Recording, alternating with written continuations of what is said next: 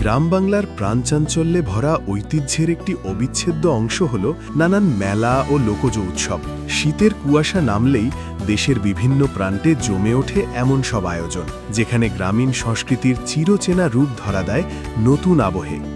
বিশেষ করে গরুর হাল দৌড় বা ষাঁড়ের লড়াই ঘিরে তৈরি হয় বাড়তি উত্তেজনা।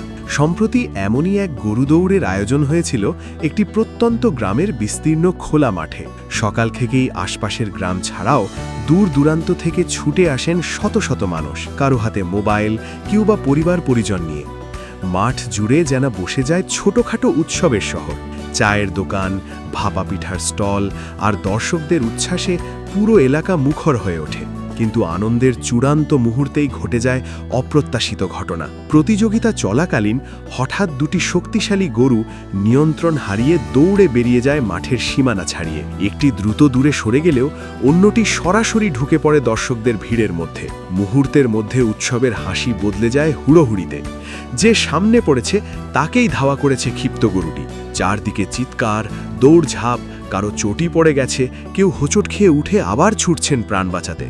তবুও ঘটনাটির সবচেয়ে বিস্ময়কর দিক ছিল ভয়ের মাঝেও হাসির রেশ।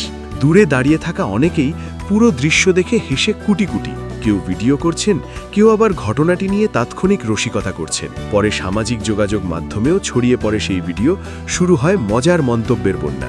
গ্রামীণ বিনোদনের এই সরল অকৃত্রিম রূপ হয়তো শহুরে যান্ত্রিক জীবনে অভ্যস্ত মানুষের কাছে আলাদা এক অনুভূতি এনে দেয়। ঝুঁকি থাকলেও এ উৎসবের আবেগ, উচ্ছ্বাস আর অপ্রস্তুত হাসিই যেন গ্রাম বাংলার জীবন্ত স্পন্দনকে আরও একবার চোখে আঙুল দিয়ে দেখিয়ে দেয়।